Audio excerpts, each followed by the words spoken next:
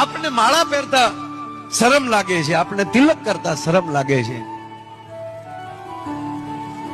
140 કરોડની વસ્તી ધરાવતો ભારત વર્ષ, એમાં 80% સનાતનીઓ હિન્દુઓ વસો છો, પણ સિક્કો મારીને કહી શકાય એવા કેટલા? કોણ ચેહર જોગણીને, કોણ જગદંબાને સવારમાં પૂજા કરે છે? એના હાથ નથી ઊંચા કરવા. ઈ તો અહીંયા તો ઈ જ હોય બધા. અહીંની વાત નથી સાહેબ.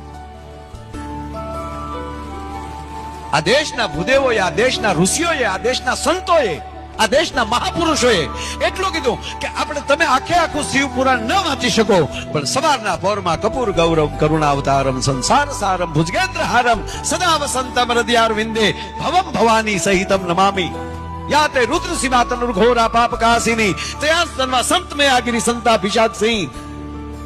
કેવલ એક શ્લોક બોલી જાવ, કપૂર ગૌરવ કરુણાવતારમ. તમારે આખું શિવ પુરાણ નહીં.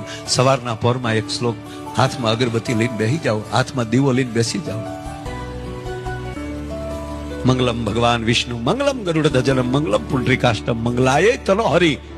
તમારે વિષ્ણુ પુરાણ નહીં વાંચવું પડે.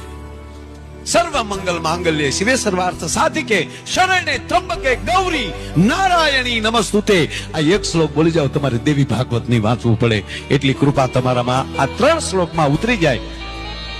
સાહેબ પ્રતિજ્ઞા લેજો કે હું મારા 10 મિત્રોને સવારમાં પૂજા કરતા કરીશ. પ્રતિજ્ઞા લેજો કે દી હાથ में અમે જ્યાં હશું, આરતી ટાણે અમે જ્યાં હશું, અમારી નજીક જે મંદિર પડતું હશે, એ 110% અમે મંદિરમાં હાજરી આપશું. મને જીતુ